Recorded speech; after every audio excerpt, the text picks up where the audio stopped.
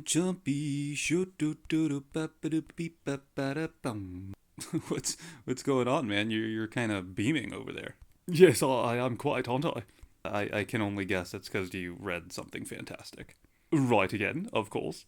Okay, well, what is it now? A wonderful short story by Isaac Dinesen. Isaac Dinesen. That sounds familiar. As well it should. Isaac Dinesen is actually Karen Dinesen, a Danish baroness. Okay, right, yeah, I've heard of her. So, what's the story you got? It's a fantastic short story of hers from the series Winter's Tales. Okay, yeah, I think I might have peeked through that at some point. Well, one of her stories is about the coolest man to ever walk the earth. Right, pretty exciting. Well, let's hear it. Right, yeah, it's called the Man with the Pink Carnation. Okay, cool. Right, yes.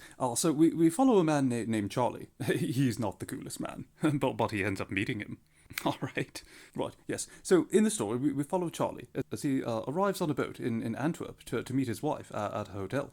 And, things are running late. He shows up much later than he expected. Heads to the hotel, quite late in the evening, and he finds the door unlocked to his room, and his wife already in bed asleep.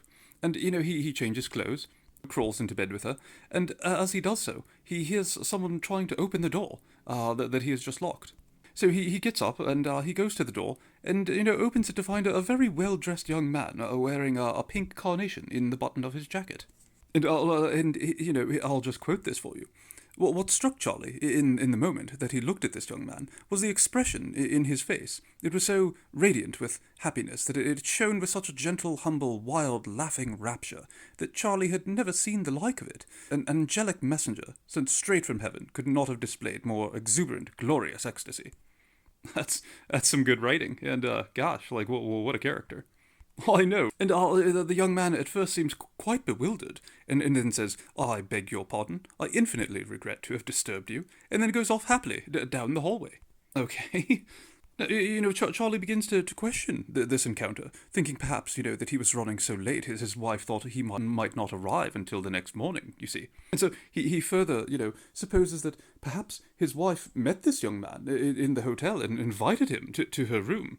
Oh, gosh. Right, and so he, gets out of bed quite disturbed with this thought and goes out into the town to do some thinking, he has quite a good evening, with some local chaps, some of the sailors and boat captains and whatnot. And as the morning comes round, he returns to the hotel and finds his wife, awake downstairs at the cafe, having her morning coffee. And they chat for a bit and then go back up to their room. And as they enter the room, Charlie notices this is not the room he was in last night. Oh, wow. Right. So he further realizes he must have actually been in the young man with the carnation's room with his wife, and the guy was just too high on life, too connected to the spirit of life to even let it bother him. Wow, that's pretty amazing. Right, yes, the young chap with the carnation was simply able to forgive the situation and not let it affect him at all, and just march off happily down the hallway and can continue on. That's pretty amazing. Right, yes, and you can imagine, as he meets his wife again, and he asks her, who is this man, in your room, kind of thing. And of course she'd be like, what, that was you? And he'd say, oh, no, it wasn't me, they'd go back and forth. And the result would be that they would have a jolly good laugh about this mistake that they would have understood as well. Instead of, having a fight, they'd have quite a giggle. That's quite a way to walk through life, isn't it? Man, I envy that guy. Right, yes, well, there's no need to envy him. We can be the man with the pink carnation ourselves.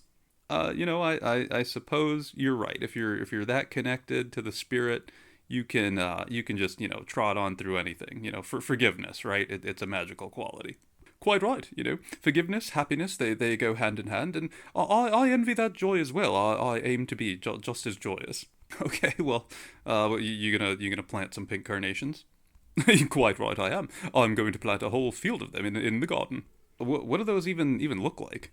Oh, they're adorable little fluffy poofy creatures, and I can't wait to wear them around town.